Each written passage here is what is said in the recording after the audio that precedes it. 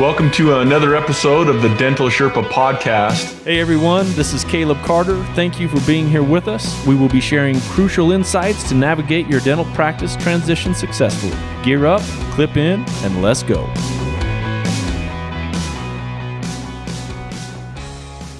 Welcome everybody to another episode of the Dental Sherpa podcast.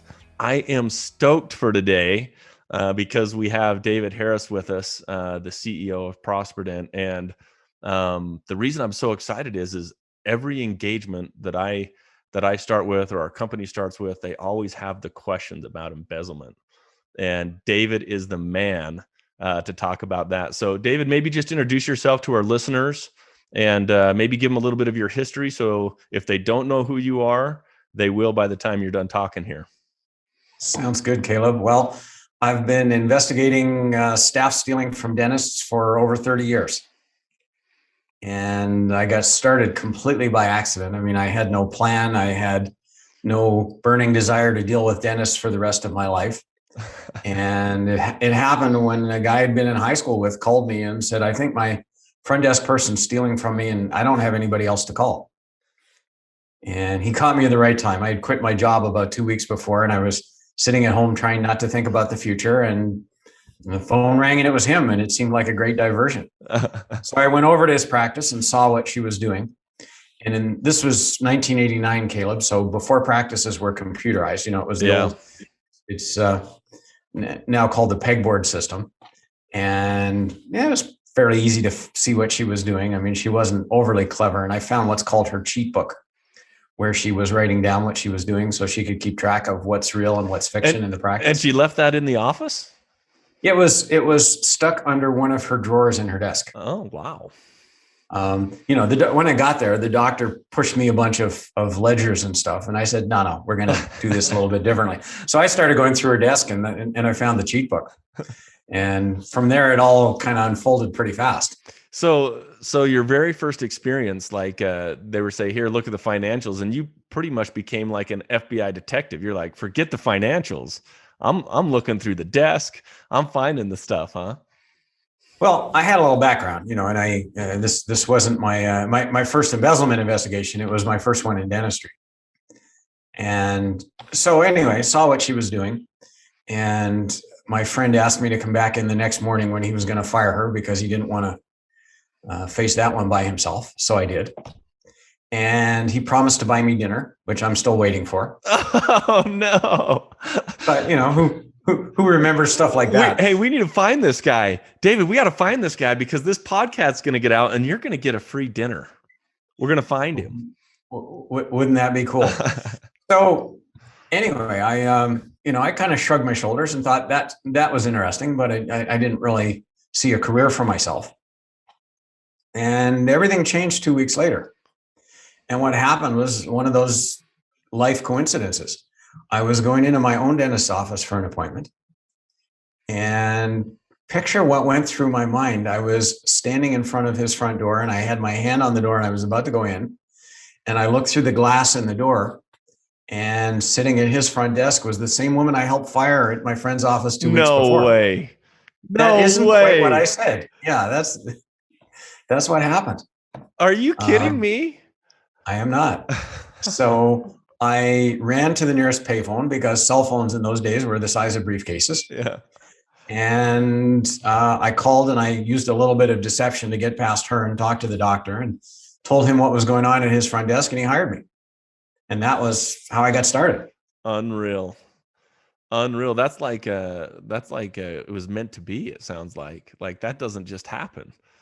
Well, people ask me sometimes, why did you choose dentistry to work with? And my answer is, well, I didn't. Dentistry chose me. Literally. Yeah, literally. That's pretty awesome. By the time I finished working with that guy, the local Henry Schein rep had realized what I was doing, and he had a couple of clients that had concerns, and they called me, and that was it. That's awesome. So tell me, how long then has Prosperident been around now, so that everybody knows how to find you and knows how long you've been in it with Prosperident? We were set up in 1989.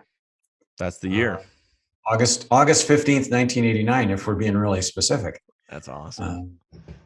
And, that was, I was on my own for a long time and eventually started to add people. And we're now up to, I think, 22 people. How cool is that? And we only work in dentistry, and all of our people have a dental background. Actually, about 40% of our investigators used to be dentists. Really? That's pretty awesome too. And the rest came from some other corner of dentistry. So we've got people who used to be office managers, software trainers, consultants. All the way along, huh? Yeah. And we've always found it easier to start with people who understood dentistry and teach them how to be investigators than, for example, take somebody who spent 20 years in the Wichita, Kansas Police Department and teach them about dentistry. Yeah, I find that is so true when we have consultants or people that we try and bring on. It's almost like, hey, if they kind of can understand the flow of what happens there and the roles of what everybody plays, it just makes it so much easier to help them conceptualize what you're trying to do. Yeah, and it's even a cultural thing. I mean, it's understanding sort of how dentists think and how to talk to them in a way that gets your message across, but doesn't ruffle their feathers. And again, that comes a lot more naturally to people who have spent a lot of time in that world. Yeah. Than somebody who's kind of parachuted in from some very different background. Yeah, so true. So true. So, David, I want to get down to some meat and bones here, some meat and potatoes, I guess, of this embezzlement. And maybe you can tell us, through all the years that you've been in it, how common is embezzlement in private practice dentistry? That number's changing, and it's probably changing again right now. And let me take you back to 2007, Caleb. And in 2007, the American Dental Association did a fairly broad-based study, and they asked a fair number of dentists, have you been embezzled? And 65% said, as far as I know, I haven't been, because it's hard to be definite about embezzlement sometimes. And the other 35% said, yes, I have been embezzled. The ADA repeated the same study 12 years later. So in 2019, they asked 17,000 dentists. So just a year and a half ago, 2 years ago. Yeah. And this time, the percentage who said yes was up to 47%. So in a 12-year span, the number of dentists who confirmed being embezzled went up by 12 percentage points. Wow. So why do you think the rise, David? I mean, why the change? Is it just that people are a little bit more aware? Is it that computing has made it easier for us to track stuff? Like, why do you think the rise in embezzlement? Well, I mean, you're measuring two separate phenomena here, and sometimes it's a little hard to separate them. The underlying one is how many people get stolen from, but then what drives the numbers perhaps is how many of those people realize it. Yeah. So I'd like to think that we've had some impact in terms of raising people's awareness and making tools available to them to sometimes realize that they have a problem, and maybe that's a contributing factor. But underlying it all, I just think more stealing is happening. Yeah. And technology, Caleb, is the embezzler's friend. Every time there's some kind of technological innovation, it opens doors to embezzlers. And sometimes somebody realizes that eventually, and some of those doors close. But almost every technological innovation offers some possibilities to embezzlers. So, and I'll give you, give us a couple of examples. Yeah, because that you would. Well, I'm just in my high. I'm thinking like, well, it gives us a better way to track. It gives us whatever. So this would be interesting to me. Well, let's talk, for example, about the evolution of dentistry from manual records, like when I started, to computerized records. And one of the things that happened as kind of a byproduct of that process is that a lot of dentists became more isolated from the information in their practice. And if anyone in the audience fondly remembers that old pegboard system, when you did your review as a doctor at the end of the day, you were looking at raw information. I mean, you even saw the handwriting, so you know who put it there by their handwriting. And we've gone from that to where what people look at is reports. Exactly. And reports, by their very nature, are an abstraction or an aggregation of transactions. And then, there's a subset of dentists who just aren't very familiar with their practice management software. A handful. I would say. I was being kind. Okay. Yeah, I know. I saw the smile, and I was like, David, come on, man. Like, what you're saying, and it's not a percentage. It's almost all, and and uh, and it's because they're busy. It's because they're busy doing what they need to be doing. Well, it's because they're busy, and I think they have a deep down belief in some cases that this isn't the most important thing in their life. And what I tell every dentist I run into is, in terms of your financial well-being, that software is more important to you than your handpiece. And yet, they all know that handpiece like it's their child. Yeah. And when it comes to practice management software, it's like, that may as well be written in some foreign language. Yeah, a lot of them are. A lot of them are so that way, and it is true. It is true that we always ask those questions when we start an engagement, and it's like, I don't know what those numbers are, and it's like, I just go to work. I just go to work. If your only way of getting information about your practice is to get it through your staff, that's a recipe for disaster. Yep. That gives me the ability as a thief to then conceal what I did. And as a really basic example, one of the things we tell doctors is that report that you look at the end of the day should be one that you printed yourself. Not one that can be doctored. Not one that someone can feed you whatever they want to feed you to look at. Yeah. If you allow somebody else to print it, you have given up control over the parameters on which that report is generated. And, it may not tell the whole story.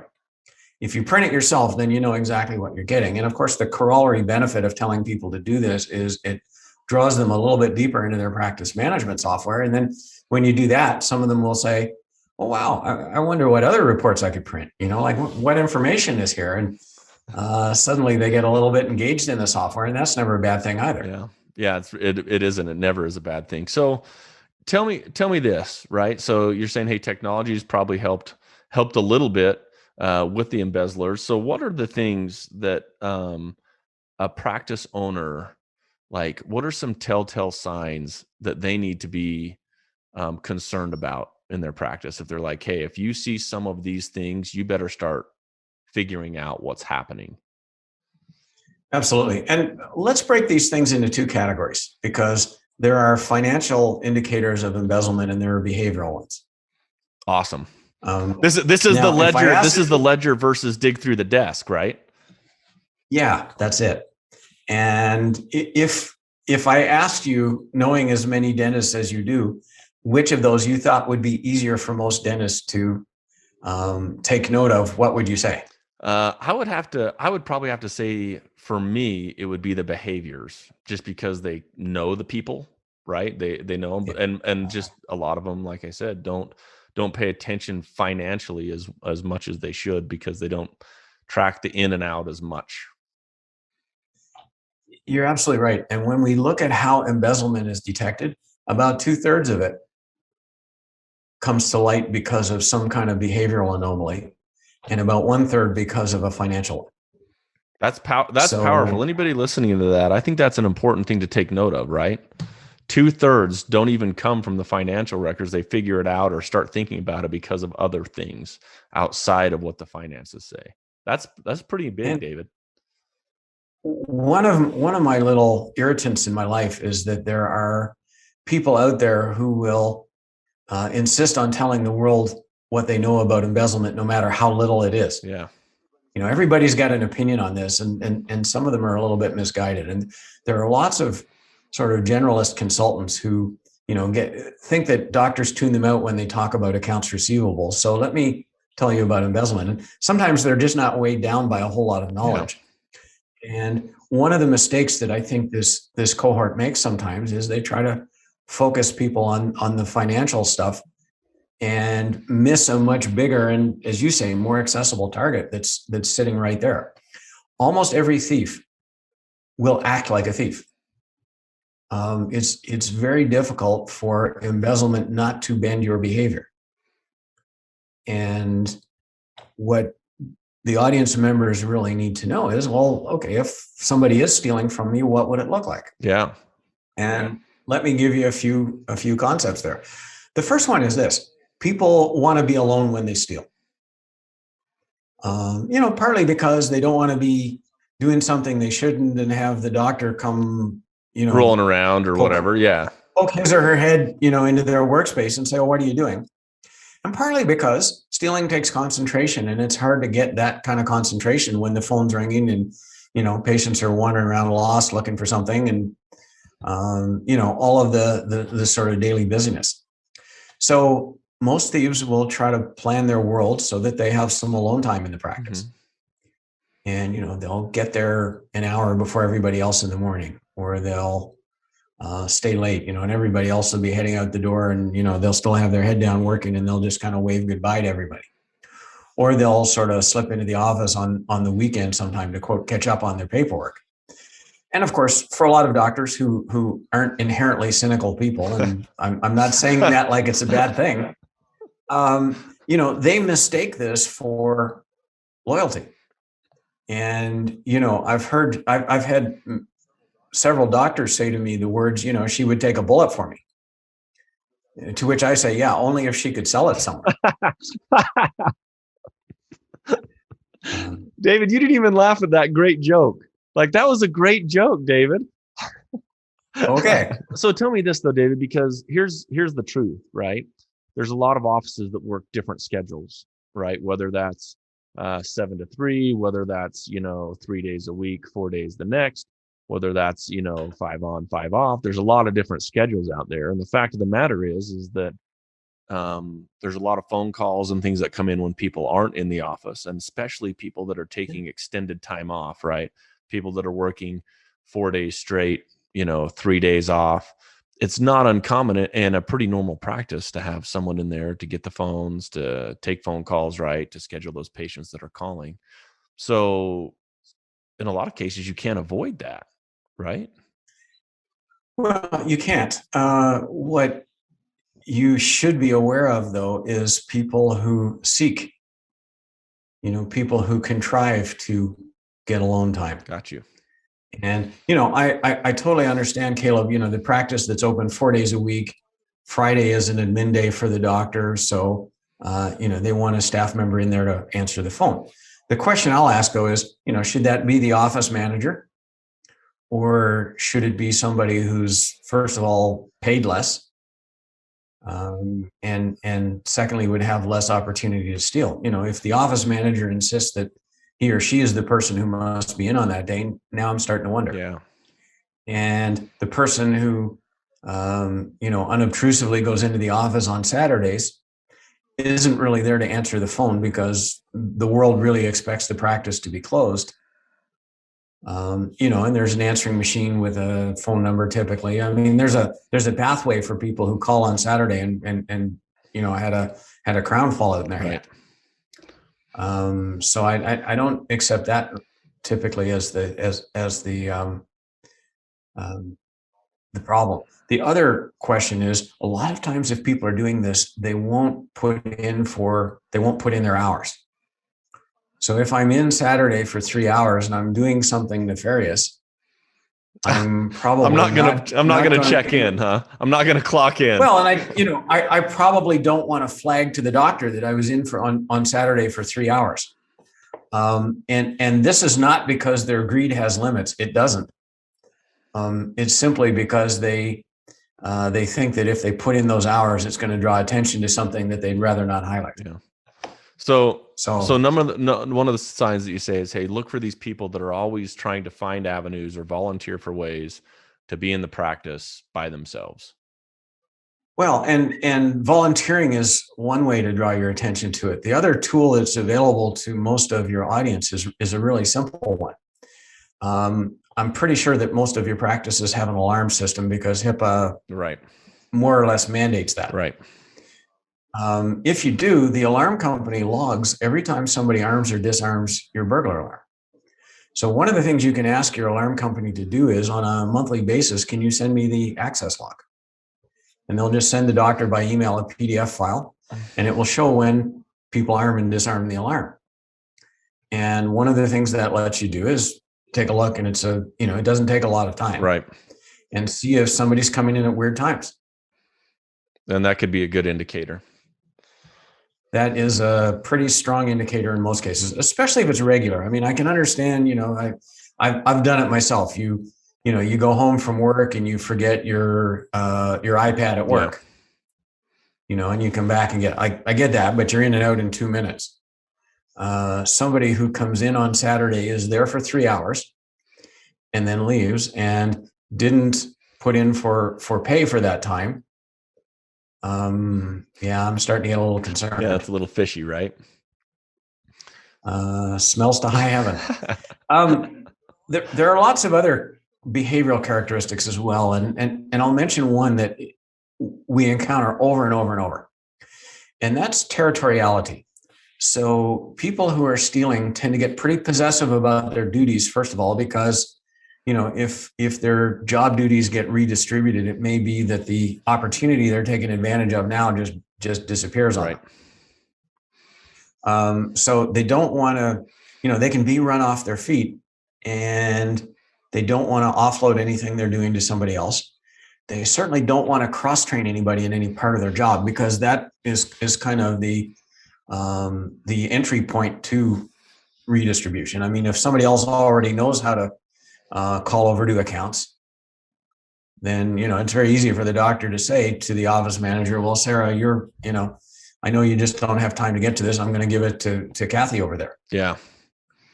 Whereas if I keep the knowledge really tight, then I just make that not even a possibility. Yeah, we see that a lot. Not only, I don't know, I mean, I can't speak to embezzlement definitely like you can, but I see that a lot in people always trying to they feel like by protecting what they do, it's job security, right? It's what we have to say, hey, I'm indispensable. And if there's nothing else outside of this, David, cross training is important, not only for things like you're talking about, embezzlement, but for just allowing someone else to know what's going on in case someone gets sick or, heaven forbid, gets hurt and can't show up. You got to be able to function. So cross training outside of this functioning part, you're saying is could be very helpful to deter embezzlement. Yeah, and I think that is an ancillary benefit. I mean, the issue, and we run into this very squarely sometimes. We confirm to a doctor that embezzlement's happening, and we say, okay, it's time to fire your office manager. And sometimes what we hear from the doctor is basically, I can't do that, because when I fire her, there's a whole bunch of institutional knowledge that's going to walk out the door. And it's not down on paper, and it hasn't been covered by cross training. And, I just don't know how the heck we will function. I mean, some people are actually going through a mental debate with themselves about, this person took $80,000 from me, but I have to weigh, how much they may steal from me next week and next month and next year versus the cost of doing without. Man, David, that's sad. That's a sad decision, and I could see that. It is a horrible dilemma to be put in, and as you say, it doesn't have to be that way. And you're right. No staff member likes the idea of cross. Right, they all hate it. It's it takes some of my time, and of course, I still have to do my job. And as you say, and it's annoying, right? It's annoying. It somewhat loosens the bond between the. It loosens the bond a little bit between the practice and me. Right. There are lots of reasons. What I say to the dentist is sometimes you got to put your boss pants on in the morning, and say, this is what we're going to do. But make sure you say it after you leave your spouse, because we all know whatever side you're on, whether you're a female or male, that your spouse is the actual one wearing the boss pants. So just say it after you leave the house. Caleb, I want you to know that my wife will let me say I'm the boss. She gives me that permission sometimes. The perfect statement, right? She gives me that permission sometimes. So David, what we talked about, okay, someone trying to find time on their own, someone that's resistant to cross training might be another avenue. Anything else on this 2/3 of things that we might be able to recognize that is not tied with finances that might be another telltale? Absolutely. Depends on how somebody's stealing, but in a lot of cases, thieves are pretty reluctant to take vacation. So they'll come up with all kinds of reasons not to, and they may leave the office for a day here and there, but to be gone for 2 weeks is not something they're interested in. And mainly because probably they don't want people meddling around, right? Well, when they're gone, first of all, they lose control over how information flows through the practice. And it depends a lot on what method people use to steal. But sometimes what will happen is, for example, that there will be calls from patients to question their bills. Mm-hmm. And if I'm the thief, I want that call to come to me because I'll squelch it. Right. I'll say something to the patient that will make them not give this another thought. Yeah. If I'm away from the practice and one of these patients calls, it's going to go to somebody else who doesn't know what I know, and may end up, for example, going to the doctor and saying, "Look, I've gotten 3 calls this morning from people who said their bills were wrong." And that doesn't make sense. Yeah. So vacation reluctance is something that we see. Something else that we see is what I will call conspicuous displays of honesty. And here's where I'm going with that. Honest people don't have a compulsion to tell or show others how honest they are. That's true. They just kind of assume that everybody perceives that honesty, and it's not something they have to highlight. When somebody makes a point of highlighting their honesty, that's a warning sign. So tell me what that looks like. What have you seen when you say highlighting their honesty? Well, I'll give you a great example. I was involved in a deposition of a suspect a little while ago. So this was somebody who had embezzled, and she was being questioned under oath by an attorney, and I was there to kind of prompt the attorney with questions to ask. And this person in the course of that deposition, which probably went on for about 2 hours, she must have said a dozen times the words, "I swear to God," and then something. Mm-hmm. And whatever came out of her mouth next was a big fat lie every single time. Get out of town. Really? Yeah, really. And let's think about that. If you are a truly religious person, first of all, in any religion I'm familiar with, honesty is just part of your job. It's the calling card, right? Or supposed to be. Yeah, that's right. I mean, that's just expected of you. And secondly, you would never feel the need to invoke the deity's name to highlight that at this exact moment, this specific time, you're being honest. I'm telling the truth right now. Yeah, I swear to God. So, that's an example of a conspicuous display of honesty. Or where somebody. Well, an example, sometimes you have some patient who was in the practice 10 years ago and left a balance and it got written off, and, they kind of show up out of the blue and they want to pay this $180 from 10 years ago. And for a thief, that's a pretty easy steal because it's already off the books. Yeah. On the other hand, if I go to the doctor and, hand them the cash and say, "Look, this person came in and paid this," and make kind of a big show of that, maybe that's in the category of what I'd call a protective disbursement. In other words, it's the return on my giving you back $180 will be much, much higher. Yeah, it's essentially showing your hand, right, one time to hopefully that they don't ever have to look at your hand again.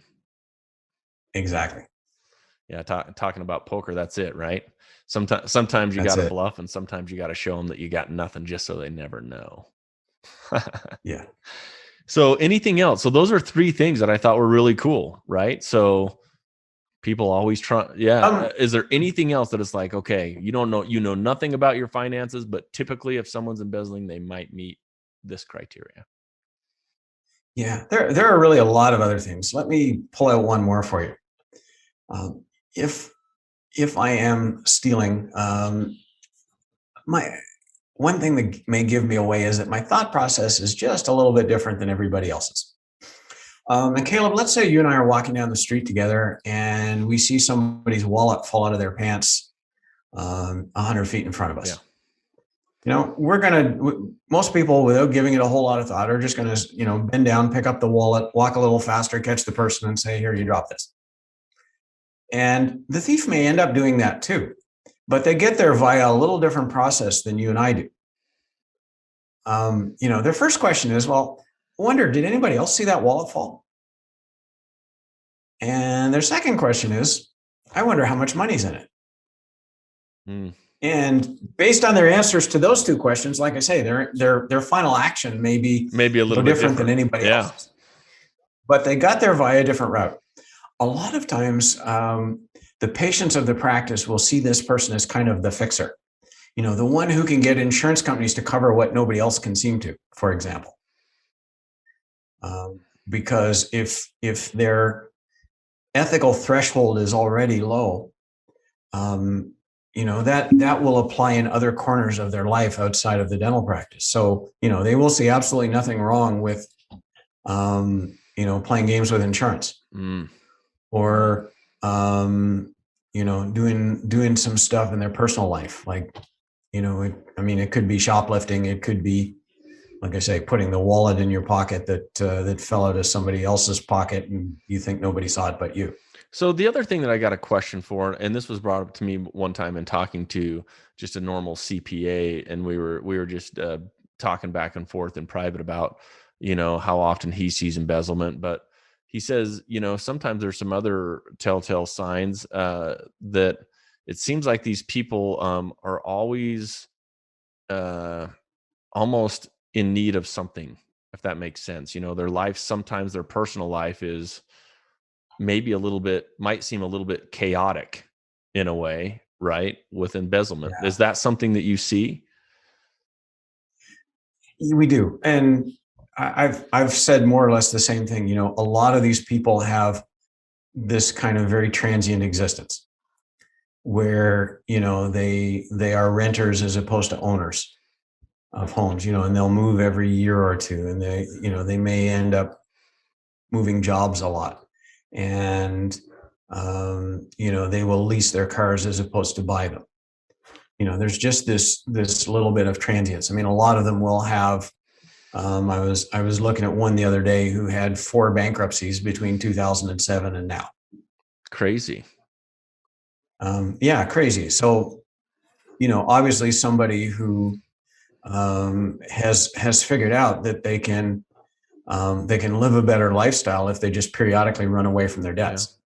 And what about addiction? Does that play into any of these other things to think about when thinking about teammates or team members? Does addiction ever correlate very highly with embezzlement? It does. And let's face it, if you're in a if you own a dental practice and you have employees who have some kind of substance addiction or a gambling problem, sooner or later that's going to spill over into your work. Yeah. And I'm sure, Caleb, you understand the mentality of compulsive gamblers. They're about to win the big score, and all they need to do is keep playing long enough to make that win. And if they fall financially a little short of that goal, as soon as I make that big score, I can pay back whatever I took from the doctor. Yeah. And what we also know about gambling is that on average, the house wins. So the longer you play and the more you play, statistically, the bigger your deficit is going to be. Yeah. And I've got some personal experience with some friends that have been down that road, and it's the year exactly like you said. The next one's going to change it for me, right? The next one's going to change it for me. Is there anything that comes into play like financial status of any of these people that's consistent at all? Is there anything that, like in my mind, I'm just thinking like, well, the person that's embezzling is maybe, driving a BMW. I don't know why, or something, but is there any financial status that they try to obtain, or is it kind of all over the board? Like some people do it and they're not worried about driving the nice car or living in whatever higher rent district or whatever. Is there any correlation that way at all? People steal for 2 reasons: need and greed. And needy thieves have something going on in their life that's kind of put them behind the 8 ball financially. So we mentioned gambling and substance addiction. Those are 2 examples. Spouse lost his job, and they're now trying to live on one income where they used to have two, which is a real factor these days. I mean, we're recording this kind of when COVID is still wreaking its havoc on the economy. So, if your husband worked for an airline, for example, then there's a pretty good chance that he's furloughed right now, and your usual family income has been interrupted. Right. So we've got needy people. The other needy circumstance is divorce, where you have two incomes supporting one household that suddenly have to support two households and pay some attorney bills. And that never thought about that.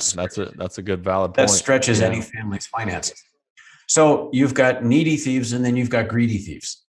And greedy thieves are people who covet. They want things that they don't have, and they don't see them getting those things from what they're paid. And a lot of times the focus of their envy is the doctor. And every staff member overestimates what the doctor takes home. Every single one. And a lot of them look at their doctor as being essentially what I've called elsewhere a high functioning moron with good hands. Yeah. They look at they look at the doctor and say, the only reason this person's successful is because I keep their chair full, and then when people leave that chair, I collect their money. And the thieves kind of construct in their mind this partnership between them and the doctor that doesn't exist anywhere else. And they think that the doctor should be paying them far more than he or she is, and they steal to take what they think they've earned. What is fair, right, in their mind. Yeah. I mean, every thief needs to rationalize. We've all learned on the playground as 3-year-olds that, you don't take other people's things. So everybody who steals needs to be able to build an exception to that rule for their stealing. Yeah. And I'm entitled, I deserve it, I've earned it, are not all, but there's some of the rationalizations that people come up with to say, it's okay to do something that in other circumstances would be wrong. Yeah, they make that justification for what they need to do. That's it. So we've talked a lot about, what are some of the traits, right? What are some of the things that you might notice outside of financials? What are one or two things that for the guy that says, hey, I see this trait, how is it going to show up financially? And what are and this is going to be one that I feel like, we go down a long rabbit hole at all the things to check or do or whatever. But what are your hey, here's some really high level, but important things, Doc, that you should be checking financially, monthly, weekly, quarterly, yearly?